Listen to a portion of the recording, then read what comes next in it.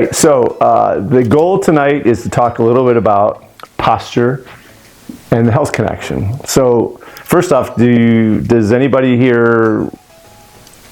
think that there was, before I said that there was a connection between posture and health? Okay, you guys thought. Anybody here didn't ever think about it or didn't have a clue? Never thought about it. I can connect them. Okay. And so what we're going to do is we're going to talk a little bit about that. But how do you think, for those of you who thought maybe there was a connection, what kind of connection were you thinking? What were you thinking about? What kind of connection were you thinking? Integral to the nervous system. I mean, your spinal alignment. Yep, that's all what we talk about chiropractically, is how our spine functions properly, and yeah, okay. Do you think your spine could function properly if it wasn't, if your posture sucked? At least not as well. Yeah. No, I agree with that. Not at all. Right. I don't know, just thought I'd ask. So what we're going to do first, I'm just going to give you a couple of facts. First off, 73% of college students have posture issues.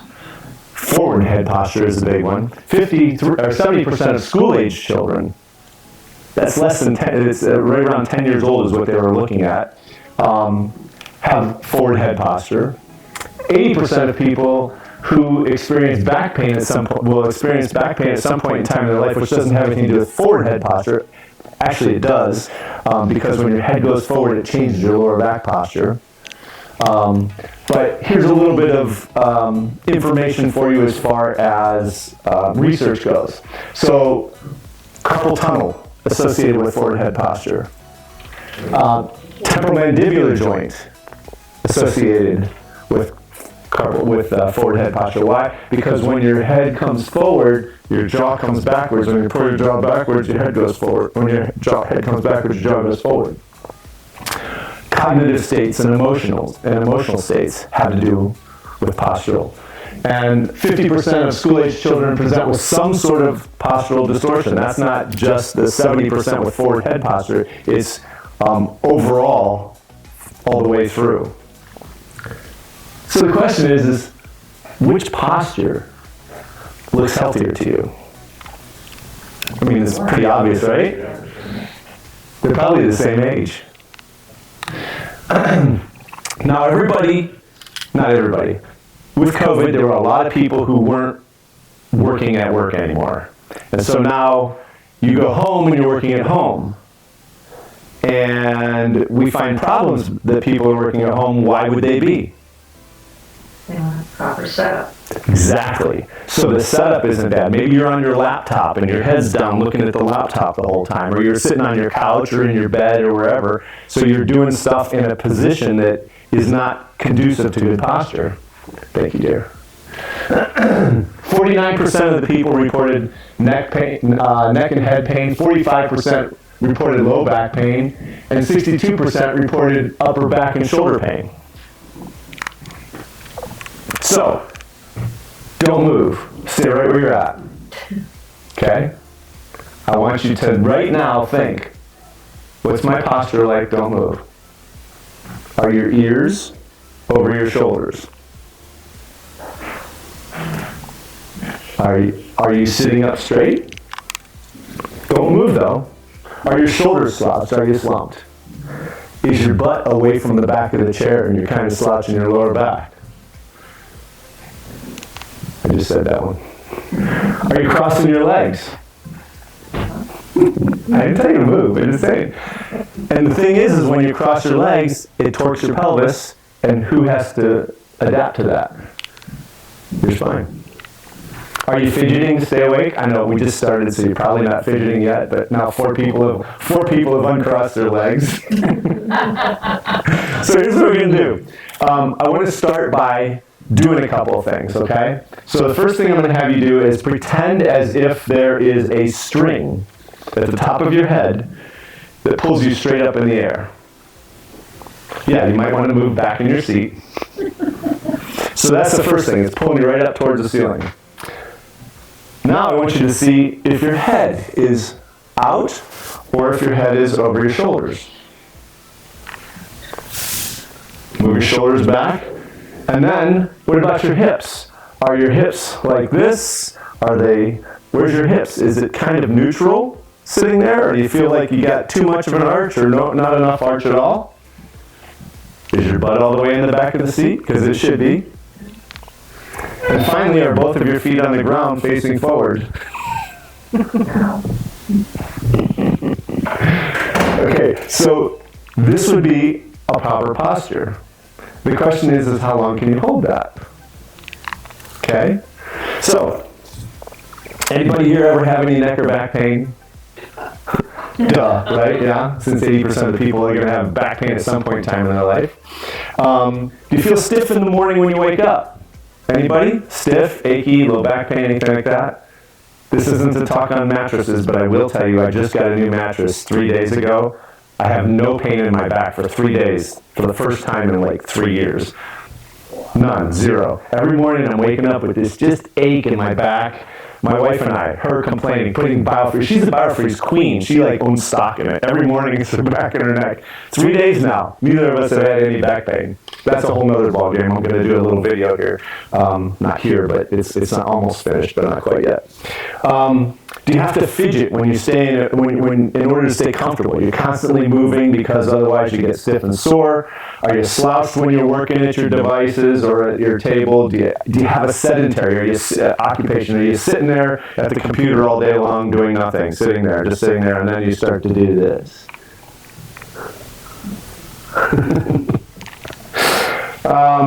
Have you ever wondered if your posture was in alignment or not? Well, if any of these things have been happening for you, then this is where you want to be. These are the 5 things we're going to talk about. First off, what's posture? Number 2, the posture connection to health. Number 3, how can postural distortion patterns cause pain and dysfunction? Number 4, proper posture for the whole family. And finally, 5 posture tips to prevent back pain. Okay? So, let's see how long this takes. So, before I do that, I always like to, I don't know what you guys know. I mean, if you've ever looked up there, you know, but we always like to talk about what our purpose is. Our purpose for being here is to serve God in our community by saving lives, by illuminating the path to wellness, to thrive, and not just survive. Our mission is to enlighten, guide, motivate, love, and restore our patients to optimal physical, biochemical, and emotional wellness. And posture is a part of all of that. Because when your posture isn't right, then none of those things, I won't say none of those happen, but they don't happen as easily or as well. So first off, what is posture? Who knows what posture is? Anybody? Perfect alignment. Okay, that's a form of posture, yes. Posture is actually the structural framework of your body that protects what's going on inside of your body, in other words, your organs, what protects your spinal cord, and what gives you the ability to stand up against gravity, because otherwise it would just be a blob if we didn't have a spine, right?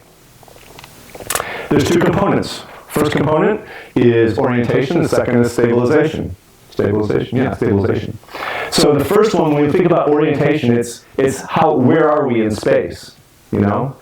You hear about pilots who go up in space, or who are flying, and they get into the clouds and they don't know if they're going upside down or right side up, but the posture that we have on Earth when we're standing or sitting gives us an orientation. Our stabilization has to do with whether part of your spine or your spinal muscular system is capable of holding you or stabilizing you when you lift your leg up or when you lift your arm up. Because when I lift my leg up, this whole side of my body has to stabilize and strengthen, otherwise I'm going over.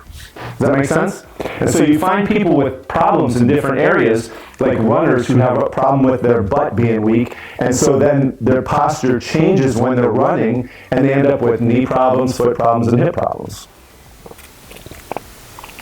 All right. Communication.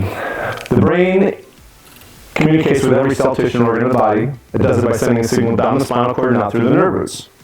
As long as that communication pattern functions or works without interference, you can be healthy. If not, if there's a break in that communication pattern, then it's going to communicate problems.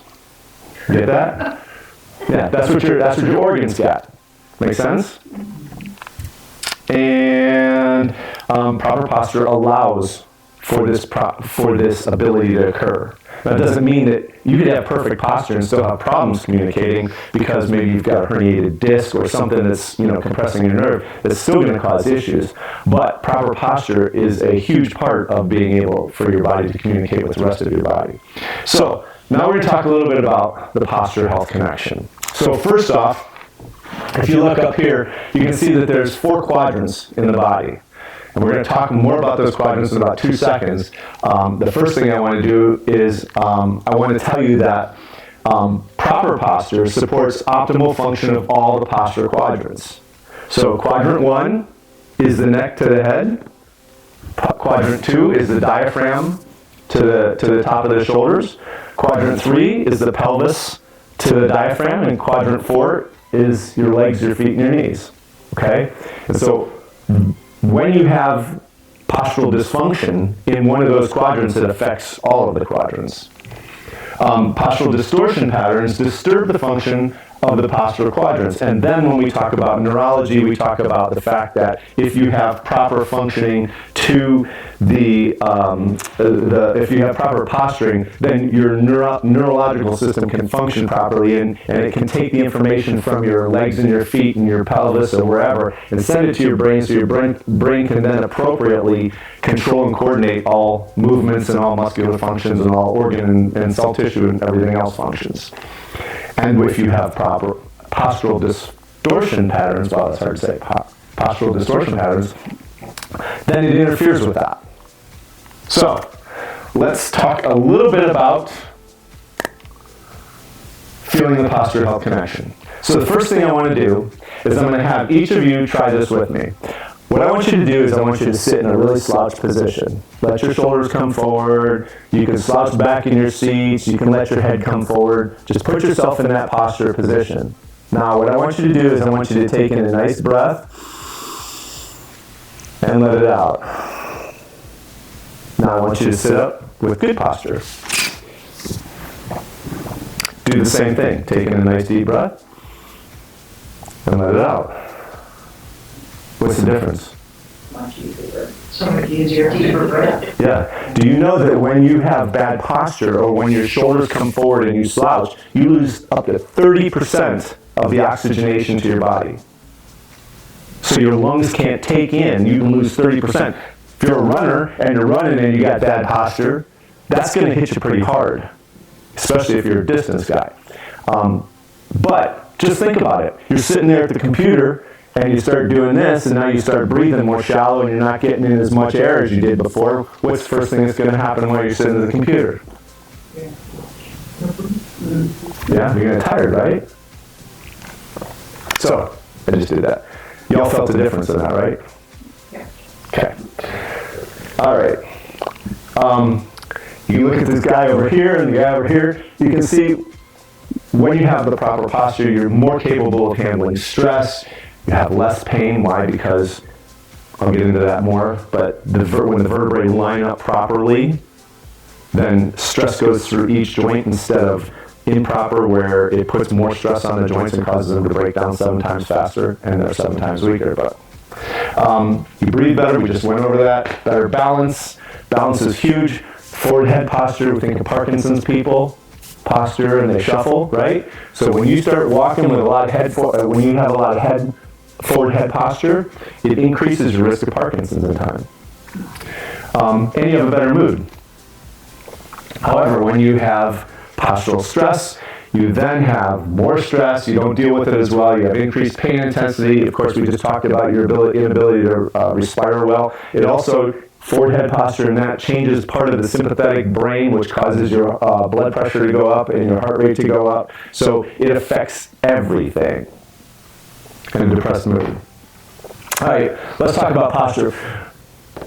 Right here, that's a straight posture, okay? That's a normal, healthy posture. When we start moving into postural faults and dysfunctional posture, we're looking at the quadrants. With the head, we could have the head be forward, we could have the head be tilted, we could have the head be twisted. Any of those, you could have the head backwards. in the chest or in the upper part right here, we could have shoulders forward, you could have slouching, you could have in the pelvis area, you could have your pelvis go forward or backwards or tipped or twisted. In the legs, you could have a short leg, which is causing one side of the pelvis, and then you have scoliotic curves and a whole bunch of different things. And when we talk about, no, it's not going to work on there. When we talk about scoliosis up here, understand that if one leg is shorter than the other, it's a huge possibility that it's going to cause you scoliosis, because as I have one leg here, my body wants to go this way, but I have to keep my eyes level to the ground, because that's what my vestibular apparatus in my brain does, keeps your eyes level. So now I'm going to get a shift this way and this way until everything straightens here, but I'm not straight. And you're also going to get twisting and turning throughout that same pattern. It's just not tilts.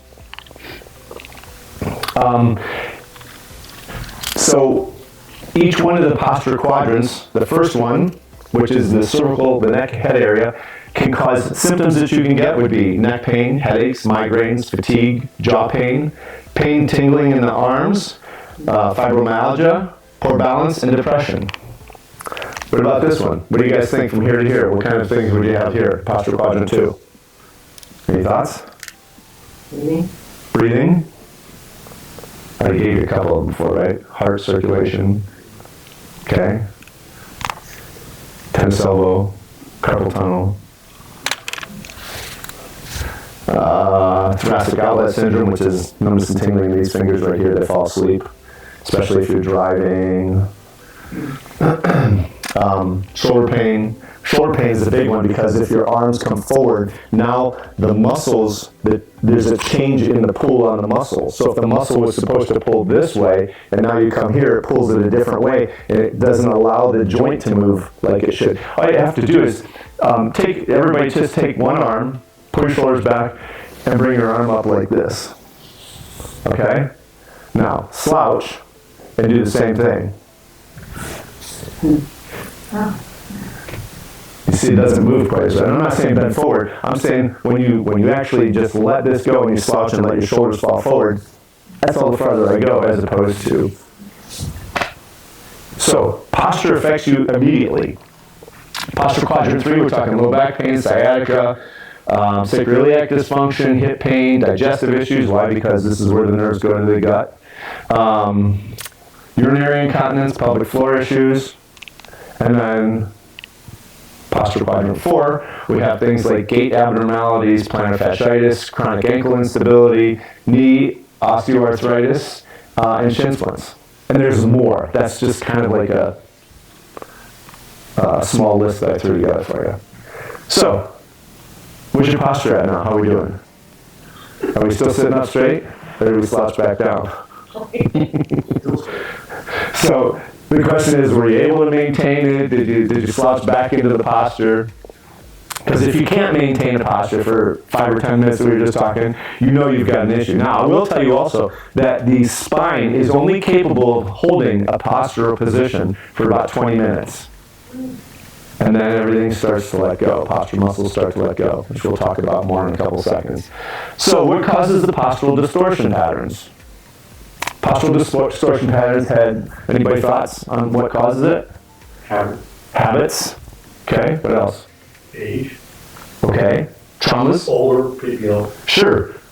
So you're saying maybe lack of muscle strength? Yeah. I mean, my father, for instance. Sedentary life? Always like this. Sedentary life, so he's not doing anything, just sitting in a chair all day long. Yeah. And what's his posture like in the chair? I'm sure he's not sitting up straight. He's probably all slouched like this, and he falls asleep, and his head goes like this, right? Yep. Yeah, absolutely. So some of the things we're going to talk about are sedentary lifestyle, too much time slumped while you're looking at your phone, okay, which we call tech snack, which I'll talk to you in a second. Inadequate amount of physical activity, and poor ergonomic design. Ergonomic design, you're sitting at your computer or you're sitting at home, is it where it needs to be? I'll touch on that in a second. Who is susceptible to this? Well, We just kind of hit the same things. People who maybe have a sedentary lifestyle, they're just sitting there, they're not doing anything. Maybe somebody who's had a physical trauma, and so now they hurt their knee or their foot or their pelvis, and now they're walking different. So that affects everything. Kids, adults who spend a lot of time on tech devices, and athletes who perform repetitive motions, and then elderly patients because they, are more sedentary. So tech neck is, of course, when you are sitting there looking at your phone. All right. When you have good posture, your head weighs about anywhere from 8 to 12 pounds. 10 to 12 is what they typically say, but it could be anywhere from 8 to 10 or 8 to 12. Once you start dropping your head forward, the farther it goes forward, because of the fulcrum and the weight, the heavier the head gets. I mean, all you have to do is hold, a 5-pound brick like this and hold a 5-pound brick like this, and you know which one puts more stress on you. It's the same with your neck. So now, when you're doing this, you're getting all this stress on these muscles. They're all getting stretched out and stressed and weak. And these guys are tightening because they're constantly down. So tech neck is a big issue. Yeah, we just talked about that. And if you think your posture doesn't do anything to you, if you look at this one right here, that would be a normal curve. The normal curve of the spine and the cervical spine, that's the neck, should be somewhere around 30 to 40 degrees. 35 is what they think is where it should be, but some other people say anywhere from 30 to 40, but 35 is the magic number. Your spinal cord should be nice and slack. Now that's a tube, so they can't make it too slack. But when your neck is straight, first off, it breaks down 7 times weaker, and it breaks down 7 times faster, and it's 7 times weaker. But look at the difference in the spinal cord. It starts to stretch, and then if you have a reverse curve in your neck, which a lot of people have, because their SCMs are too tight and it's pulling this way. They may have had a car accident where they had a whiplash or a football injury or anything that caused some damage in their neck, and now their neck is going the wrong way. And now you've got a lot more of a pull on that spinal cord. So it absolutely, this posture absolutely, functionally, anatomically puts a lot of stress on your spinal cord. So, when we have these postural distortion patterns that don't change, or they've been there for a long time, what kind of things might we see? Anybody? Like if you've got forward head posture for a long time, or you're slumped for a long time, what kind of things might we see? And if it goes on for years and years, what kind of things might we see? Parkinson's, scoliosis. Degenerative changes, right? Because putting more stress on the joints. So, chronic pain, spinal degeneration, increased stress, neurologic deficits, and impaired function. So there's a lot of different things, and there's more, but that's just a short little list for you. And if you look here, you say, which posture looks better? When you have a good posture, it helps you to feel better, move better, and be better, right? You look better, you move better, and you feel better, all 3 of them. As opposed to, if you're not, you don't. So, I just finished a course through the American Posture Association, American Posture Institute, actually. I finished it, maybe a month ago now. I started it over a year ago, and it took me a while because I had times when I had to stop and everything else. But there's over 127 videos that I had to watch and bunches of questions, and I had to take a whole bunch, 5 different tests. I just put it up here because now I'm a certified posture expert. I'm on my next one, which is a certified postural neurologist, which is a lot more in depth, but we're getting there.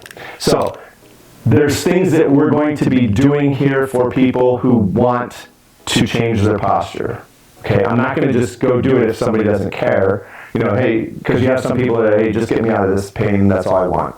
I want to get you out of pain, but I also want to help you to live better, to thrive and not just survive.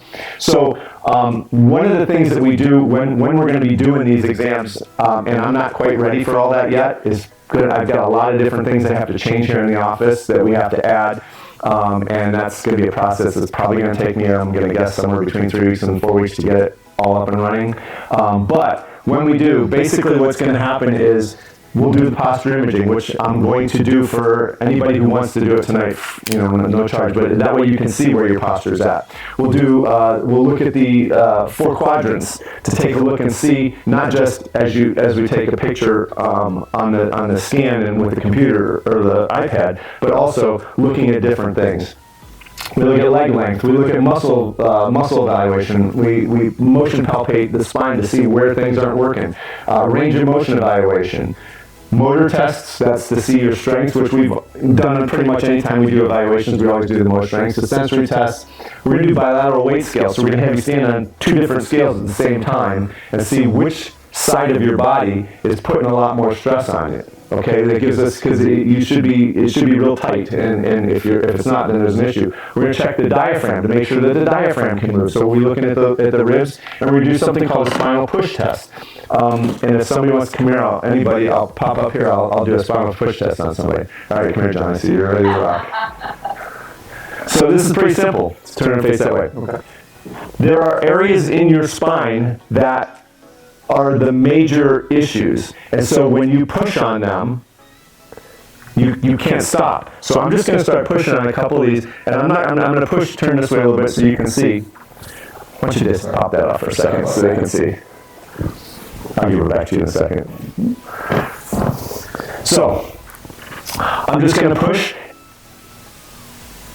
and you'll see he resists.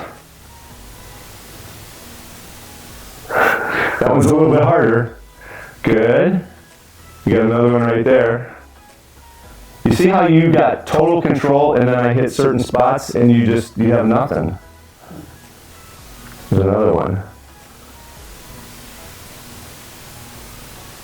And I'm pushing the same. He's got nothing there. But if I go 2 segments up, I can push on it and there's nothing happening. Do you feel the difference? It's like you almost got nothing. It's like you just... Thank you for coming up. So that's called the spinal push test, and that's going to give us specific places that we need to adjust, as opposed to, what I've been doing all along is I muscle test to find out what areas the body wants me to move, but this is going to be a little different in that we're going to be hitting just those places that need reset.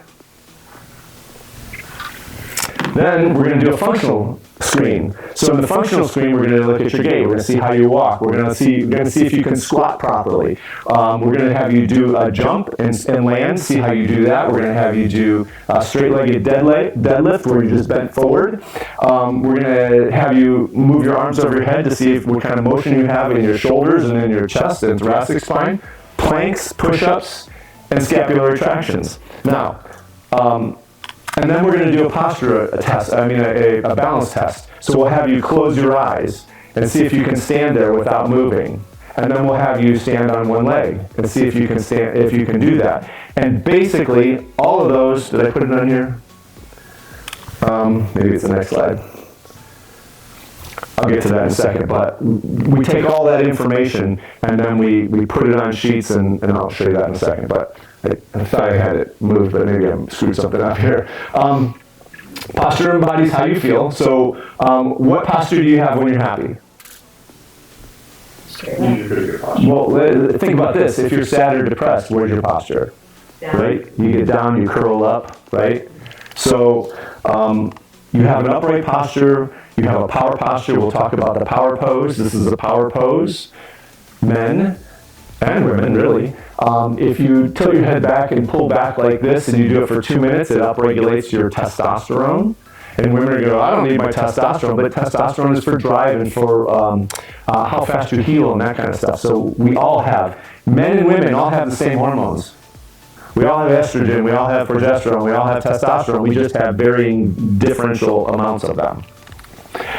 When you have a slump posture, what ends up happening is you tend to see that's where it's the depressed or the feeling or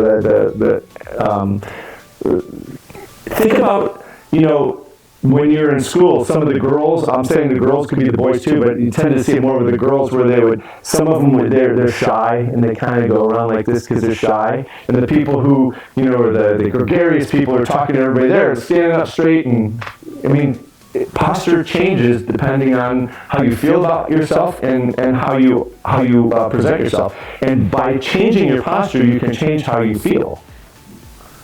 So not just feelings changing posture, but posture can change feelings. All right, and proper posture is needed for everybody, right? Think about it. Little babies. Why do little babies need good posture? Well, kids and babies need it. So by the time you're 10, the facet joints in your neck have a certain angle that they're supposed to be. We want to be about 45 degrees. And if you have a child who's not done much tummy time and they don't have a good curve in their neck, then they're not going to form the joints properly, and it's going to set them to having a more reduced posture in their neck because of them not forming properly. When you look at young kids, we just talked a little bit about how posture affects their attitude. And when I think about adolescents, like I said, in school, that's a huge thing. Think about women. Pregnancy is a big thing for women, and it's not just pregnancy. We have women and men who have men with beer bellies, women who are pregnant, and that changes your whole posture. With older people, it's huge because we get into the older people, and when your posture is not good, you don't have as good a balance. And so you need to have good balance because we don't want anybody falling. And so when you have this kind of a posture, we automatically are in that position. Does that make sense? And so now you can't lift up your feet as well, and you trip easier, as opposed to standing up straight and walking straight. Okay? All right. And we want to have a regular posture check for everyone for that reason. It's, just things that everybody needs to check. All right, so 5 tips for proper posture. The first one is when you bring your devices, when you're looking at your phone, take your elbows, put them in, and look at your phone here. If you're sitting on your couch or something like that, take a couple of pillows and prop your elbows up so you're here. Because when you're sitting here like this, what am I doing? I'm stretching everything out here. I'm putting all that strain on my head and neck. I'm dropping my shoulders forwards. I'm not breathing as much. If you have your arms like this, if you do it like this, your arms are going to get tired. So if you put your elbows in, it's easier. When you're at your computer, I guess I didn't say that yet, right? When you're at your computer, one of the things you want is you want your screen to be not straight with your eyes, but just down 15 degrees. That's it. You don't want your laptop down here because where's my head? You need to be up. Now, if you have a laptop and that's what you use, then put it up on something and get a mouse and an extra keyboard. They're cheap. You can get a keyboard for $5 or $10 online. Plug it in and have your keyboard at this level. You're also going to want to have some kind of support on your elbow, because if you don't and you're holding your arm up, especially when you're doing all the mousing, you're putting a lot of stress on your elbow and a lot of stress on your shoulder here. But the bigger part is that it causes these muscles here to get real tight and it starts jerking on your neck. Okay? We can talk more about that in another thing, but that's what we got there. At your workplace, active posture. What does that mean? This is one of the things that we have here, Kitty. Sit on that. When you sit, it's got 2 ways, so you can stand or sit on it. But go ahead and sit on it for a moment. So turn it over because those things dig into your butt. I know, that's from my house and my computer. But when you sit there, you can kind of move your pelvis regularly, and so now you're always pumping your spine, you're keeping things moving, okay? You can sit on a ball at your computer. They have the ball chairs, or you can just sit on a ball. The other thing is you want to get up every 20 minutes. Typically half an hour. I said 20 minutes is what your spine has, but if you can at least set your phone for half an hour and just get up and do a little bit of stretching. You want to go side to side because that's where the muscles that stabilize or support your posture are. Anybody else want to sit on that, see what it feels like? What is that called? It's a disc. I have a bunch of them for people. I just haven't brought them out yet because I haven't put everything into play yet. But you can sit on it and move on it and wobble on it. Anybody else? What did I miss? sitting and standing, moving around. Oh, the other thing is if you're on a computer, the other thing is when your eyes are straight on a computer or straight on something, you're not moving. So when you're not moving your eyes, number one, your eyes get weak. But number two, you're not stimulating your brain. So every 30 minutes, the other thing that you should do is you should, with your eyes, follow your thumb all the way up and go back. You don't have to follow your thumb if you don't want to, but that's one way to do it. You're going to tilt your head back and look up over as far as you can, up and over as far as you can, and that's going to get your eyes moving better. And when your eyes move better, it stimulates your brain, makes your brain function better.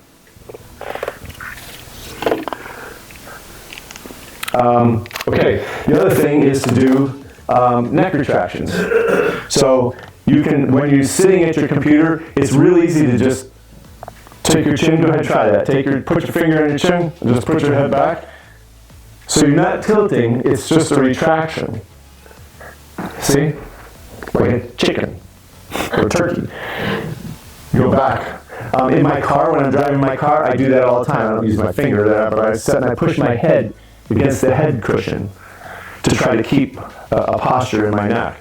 You can go up against the wall, put your butt against the wall, and do retractions against the wall. You'll find that a lot of people can't get their head to the wall because their head's too far forward. So then you have to get a pillow and put a pillow there so you have something to stimulate yourself so that you can go, oh, I feel that. And it gives you something to push on. You can take a towel, wrap up a towel a little bit. But this is one way to try and help get the curve back to your neck as well. Flexion extension in this plane will never fix any curve in your neck. You have to go lateral bendings. That's the only way to really strengthen the muscles in your neck for getting the proper posture. But this helps to stretch these out. When you do this, it helps to stretch these out so that they don't get so tight and stretched out and weak. Posture breaks. 4, I told you already to do the posture pose, especially when you've been on a computer. Take your fingers, this is called Brugger's exercise. Take your fingers and spread them out as wide as you can. Pull them back, pop your chest out, bring your chin back, that retraction, like this, and take in a nice couple of breaths. And if you do that for 20 or 30 seconds, once you pull your hands back, your hands will feel so much better.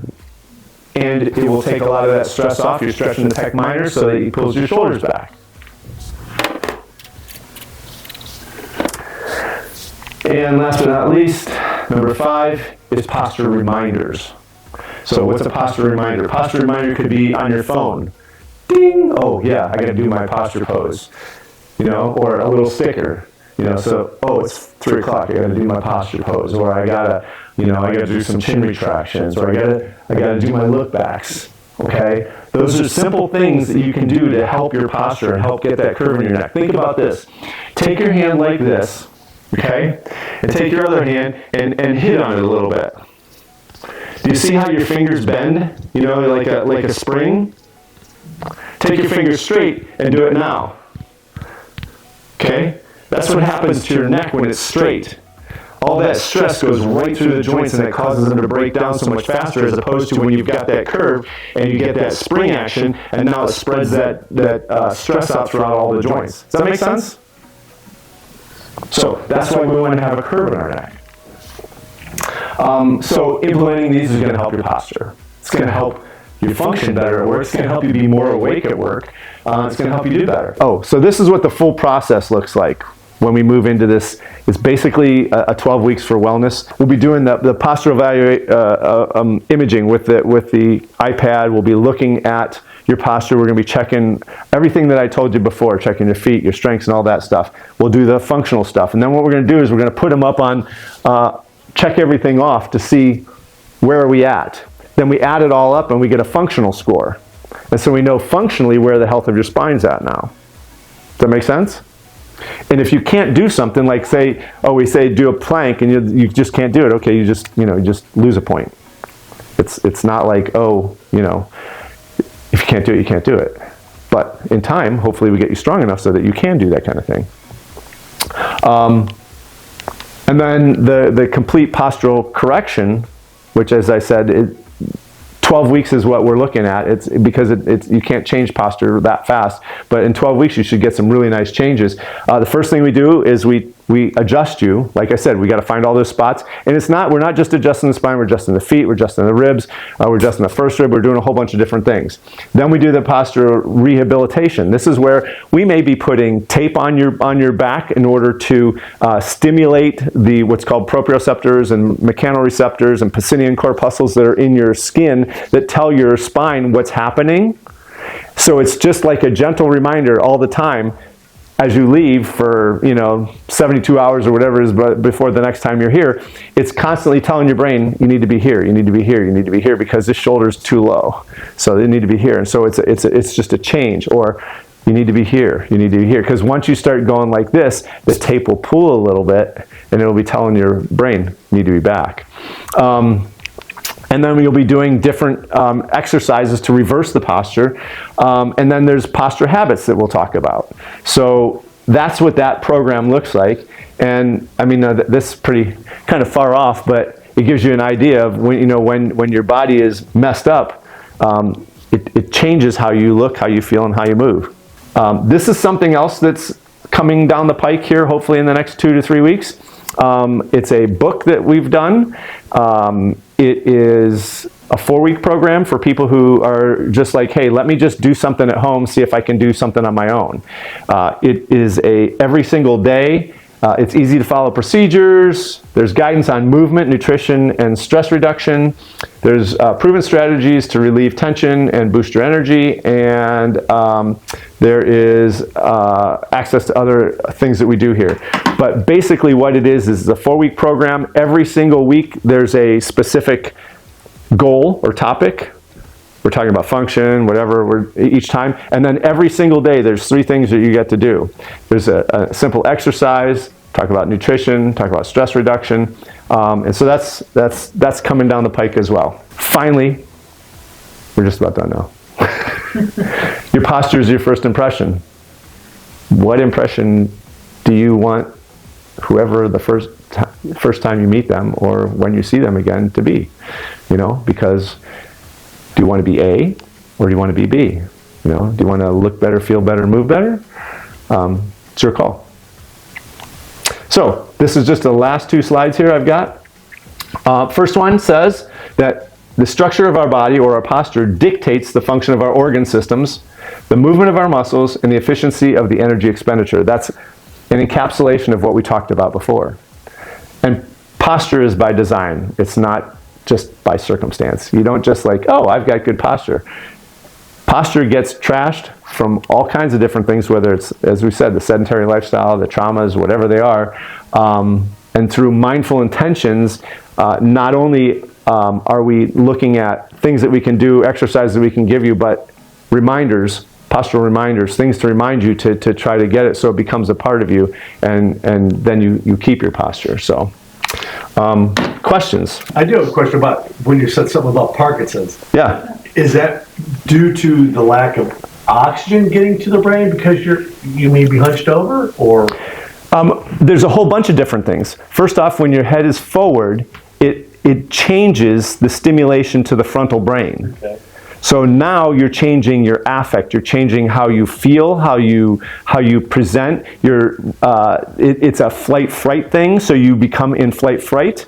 And so now your breathing changes, your blood pressure changes, your posture changes, and everything changes because you're constantly stimulating a part of your brain that doesn't let you rest and digest or relax and chill, but is constantly stimulating the part of your brain that is causing you to have issues. When your head is forward like this, there's research, and I don't remember if I put it on this or not, but there's research out that shows that people who have forward head posture for a period of time increases their risk of Parkinson's, because we know that Parkinson's, what it does is it's forward here, it's leaning here, and it's the festinating gait, okay?